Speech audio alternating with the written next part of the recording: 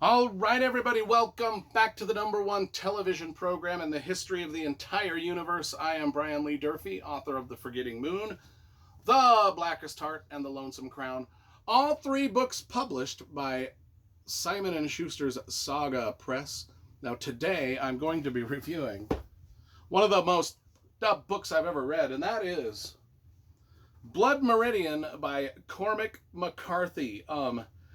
Now, I have read and reviewed a few Cormac McCarthy books on the channel. You know, I've got a collection of 1, 2, 3, 4, 5, 6, 7, 8 Cormac McCarthy books. I have read all of them. I've read No Country for Old Men. I've read The Road, and I've read his two newest ones. And I put reviews of some of those up on the channel. But I have not read his All the Pretty Horses trilogy or Blood Meridian. Well, I just read Blood Meridian, and holy shit. My God. Okay, so it came out in 1985, which was around the time Lonesome Dove came out, which is my favorite Western of all time. Well, God, it's like in my top 2 books of all time, Lonesome Dove. And how did Blood Meridian stack up against that? Well, we're going to get into it a little bit here. A lot of people say this is the greatest Western ever written. I say Lonesome Dove. And after having read both, I still say Lonesome Dove. Cover first. Let's review the cover. You know I love graphic design and cover illustration. This one's all right. It's colorful. I mean, it's almost an assault on the eyes with the colors. It's bright. It's burning my retinas. It's so bright looking at it. I mean, it's like a plane with got a sunset. I don't even know what the is going on in it. But that's the cover. I don't know what was going on in the cover, and I didn't really know what was going on in the book. I mean, it's just absolute insanity. And let's start with, Cormac McCarthy's writing style itself. Some people dig it, some people don't. I kind of flip-flop as I'm reading the book. I mean, I think his writing style can be insanely pretentious one moment, and then effortlessly perfect and gorgeous the next. And just right in the very first page of the book, I ran into both. And I'll read I'll read 2 sentences, and one that I thought was just goofy, and the other one that I thought was absolute dynamite.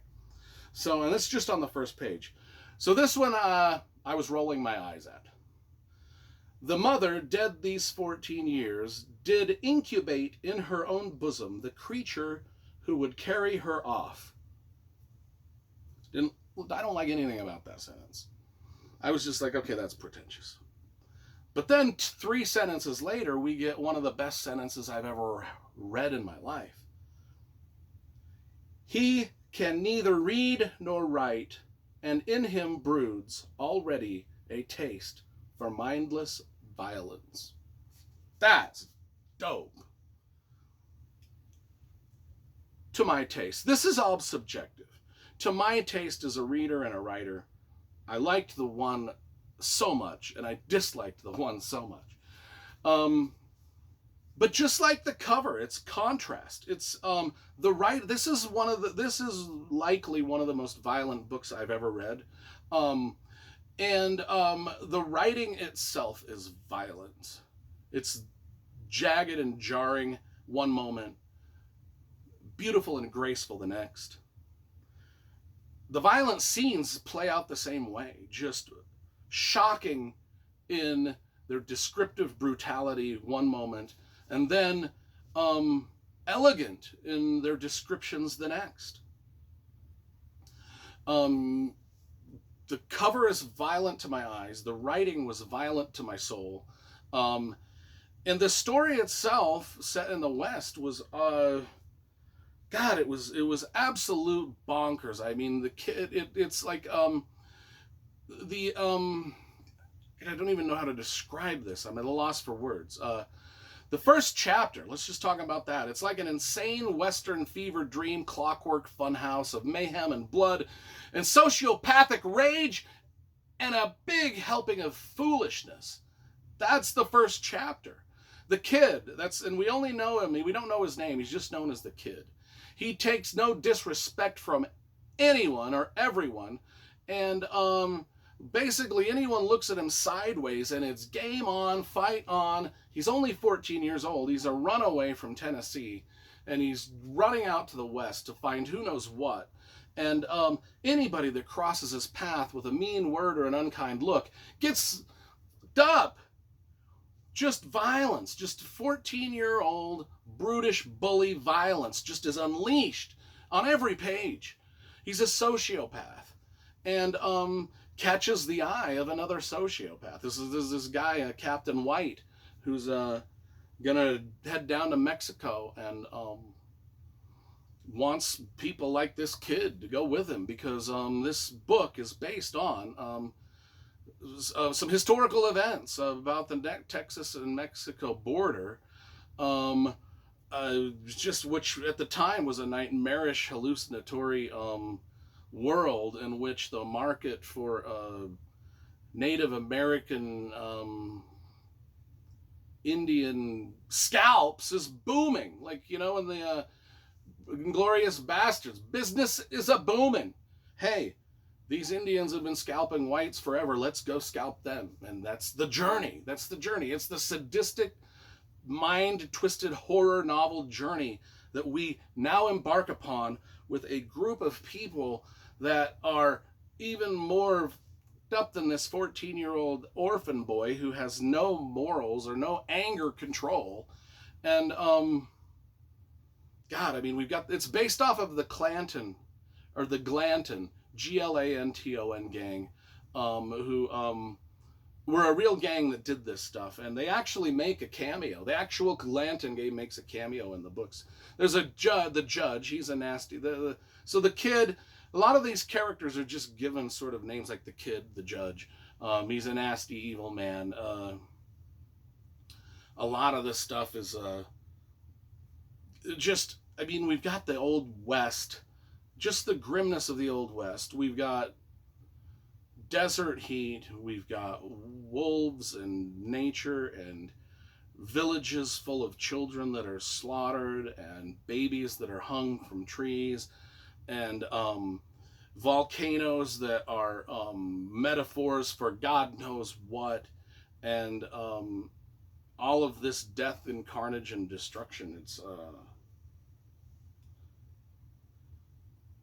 I don't even know what else to say, really. I mean, if you don't like violent books, stay far, far away.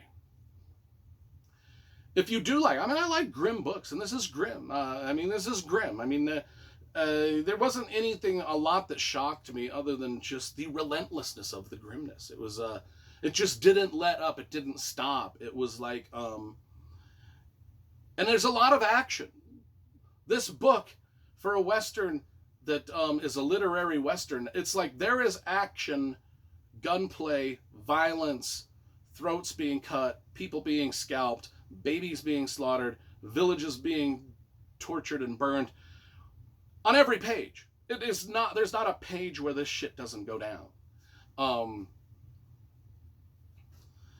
So yeah, it's gosh, man, I mean, how would they even film this? God, it would be crazy. And what good or light would it bring to the world if it was? You know, there are violent movies that are, the violence is used, like in Platoon or Saving Private Ryan, or a lot of books where violence, Schindler's List, where the violence in itself is there to shock us into being a better person and not letting that happen again. Could they do that with this? I don't know. Does this book do that in and of itself? What is this guy trying to say? I mean, maybe I should have read some essays on what other people thought of this, because I don't really know what to think of it. I would just think that if they ever did film this, or make a mini-series of it or whatever, I think people would just, a lot of people would just be like, gratuitous violence for gratuitous violence sake. I'm not watching this garbage. And they would leave. Or they would turn it off.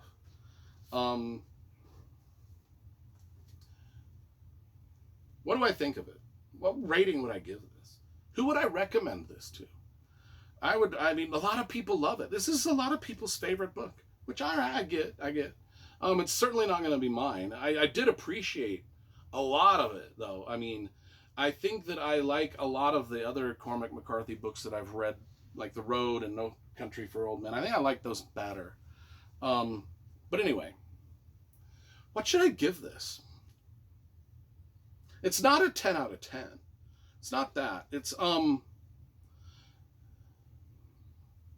God, it's somewhere between a 7 and an 8.5, depending on what sentence I'm reading at the time.